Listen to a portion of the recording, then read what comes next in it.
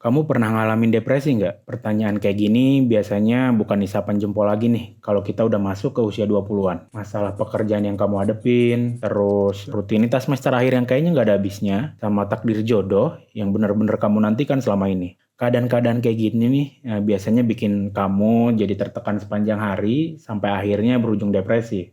Boleh nggak sih muslim yang baik nih mengalami depresi? Ya jelas boleh aja. Tapi emang banyak banget yang anggap nih dan stigma kalau seorang muslim yang ngalamin depresi, keimanannya itu dipertanyakan. Entah kamu dianggap jarang beribadah, terus kurang mendekatkan diri ke Allah Subhanahu wa Ta'ala, atau yang lebih buruknya dianggapnya keimanan kamu itu lemah. Padahal depresi buat seorang muslim sama muslimah ya sah-sah aja. Karena kan kita tahu ya, problema kehidupan itu bakal terus ada ke depannya dan gak semua orang bisa menjalaninya dengan lancar. Kalau keimanan kamu justru dipertanyain nih sama orang sekitar saat-saat masa tersulit kamu, jangan hiraukan, oke? Allah pernah menyampaikan dalam sebuah surat Al-Ankabut ayat 2, أحسب الناس أن يتركوا أن يقولوا آمنا وهم لا يفتنون.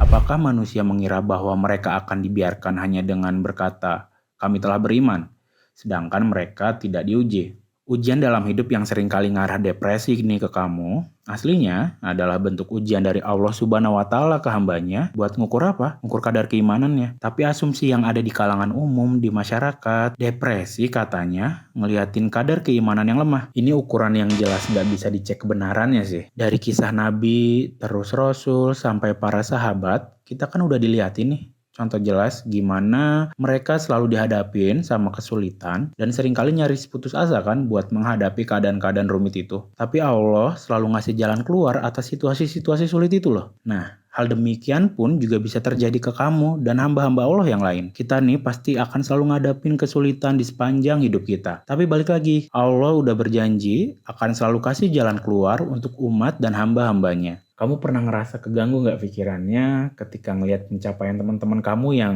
kayaknya makin bersinar nih? Ada yang jadi manajer di perusahaan multinasional, terus kerja di instansi pemerintahan, ada juga yang bekerja di startup kekinian yang biasa kita tonton dan saksikan tuh konten-kontennya di sosial media. Biasanya judulnya Day in My Life, ya kan? Terus biasanya nih di akhir pekan kita juga nerima tuh undangan-undangan pernikahan dari teman-teman yang mereka entah itu melangsungkan pernikahan atau prosesi lamaran. Hal-hal kayak gitu seolah bikin hidup kita belum mencapai titik kebahagiaan apapun tuh. Nah ini nih, ini yang sesungguhnya salah dan gak tepat. Titik di mana kita diri sekarang adalah sebuah proses panjang yang telah kita upayain loh di masa lalu. Coba kamu ngerenung dan berpikir sejenak nih sambil tarik nafas. Bayangin 10 tahun yang lalu, bisa aja apa yang kamu panjatkan ketika doa di masa lalu, kemudian kamu berdoa kepada Allah tiap malam, itu sedang kamu jalani saat ini, sedang kamu rasakan nikmatnya, sedang kamu jalani kehidupannya. Coba kamu bayangkan. Memang, pencapaian orang lain tuh kelihatan menggiurkan banget ya buat kita amatin, terus kita pantau sama kita bandingin nih. Nah, hal itu nih bakal jadi baik kalau jadi apa? Jadi bahan introspeksi buat kita untuk melangkah ke depan. Baliknya, akan jadi bumerang buat kita, buat kamu nih, kalau jadi apa coba?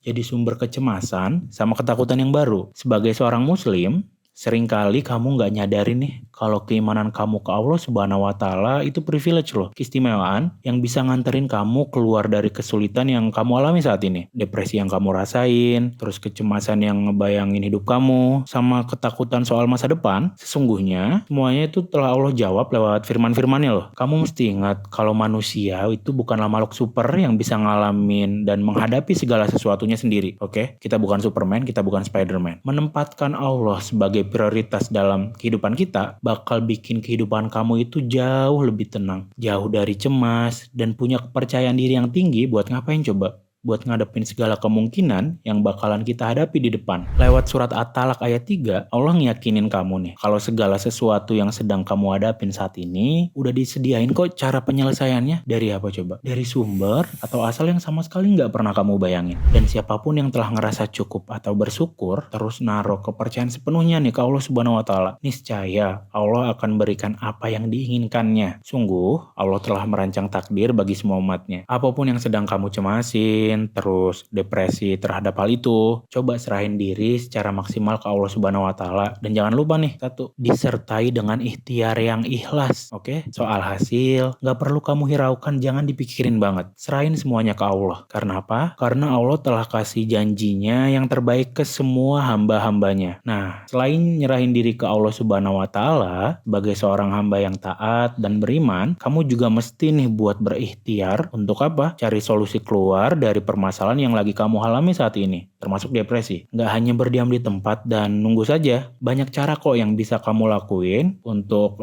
keluar dari depresi ini. Kayak gimana coba? Kamu bisa ngelakuin konsultasi ke ahli di bidang mental atau kesejahteraan diri, seperti psikiater atau konselor, atau kamu butuh mentor yang bisa menenteramkan hati nih saran-sarannya. Nah, kamu bisa datang ke ustadz atau ustazah yang benar-benar kamu percayai. Tapi seiring berkembangnya zaman, teknologi juga bisa bantuin kamu loh sebagai seorang muslim dan muslimah yang lagi menghadapi depresi nih. Kadang-kadang kita mulai coba kan tuh buat diagnosis secara mandiri, gejala mental apa sih yang lagi kita alamin sekarang. Nah, hal itu cukup baik, tapi akan lebih akurat hasilnya jika kamu coba buat konsultasi ke orang yang lebih berpengalaman di bidangnya, atau kamu cari tahu nih informasi dan edukasi lewat platform yang memang punya konsentrasi menangani problem depresi dan kecemasan mental. Nah, ngomongin seputar fungsi teknologi untuk ngebantu menghadapi depresi kamu nih sebagai seorang muslim dan muslimah, kamu bisa manfaatin Kalbu sebagai sebuah aplikasi dan layanan yang bisa jadi solusi terhadap kesehatan mental kamu. Sebagai sebuah aplikasi kesehatan mental yang memadukan dan mengintegrasikan pendekatan medik dengan modern dan Al-Quran dengan As-Sunnah, di dalamnya Kalbu punya banyak banget fitur. Salah satunya adalah layanan konseling online via call atau video call buat konsultasiin kondisi kamu bareng psikolog profesional kami nih. Atau kalau kamu masih belum siap buat ketemu psikolog kami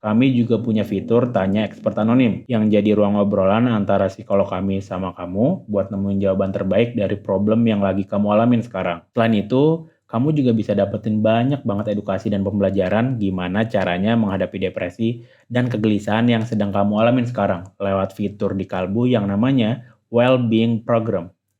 Sebuah layanan atau fitur dalam aplikasi Kalbu yang nyediain kumpulan modul pembelajaran dalam bentuk teks, audio, dan video yang bisa dampingin kamu dalam menjaga kesehatan mental kamu nih. Nah, isi modulnya tuh ada banyak banget macamnya. Salah satunya ada teknik pernafasan dan juga ada kumpulan doa penenang hati ketika kamu lagi menghadapi depresi. Ini nih yang terakhir dan gak kalah penting. Kalbu juga nyediain fitur komunitas, di mana kamu bisa saling kasih dukungan dan support ke pengguna aplikasi lain di Kalbu untuk mengarungi upaya menghadapi depresi kamu dan mencapai mental well-being yang benar-benar kamu inginkan. Yang perlu kamu ingat, apa yang kamu rasain sekarang itu bukan hasil akhir loh. Depresi yang kamu alamin itu bukan karena kamu nggak mampu buat ngadapin tantangan yang ada, tapi lebih karena ketakutan yang menghinggap, terus kurangnya kepercayaan diri, sampai tidak menempatkan Allah sebagai prioritas utama di dalam kehidupan kamu. Ketika 3 hal tersebut udah kita rubah nih, niscaya problema depresi perlahan akan pudar dan Allah telah menyediakan untuk kita apa yang telah kita usahakan selama ini. Bismillah, semangat ya!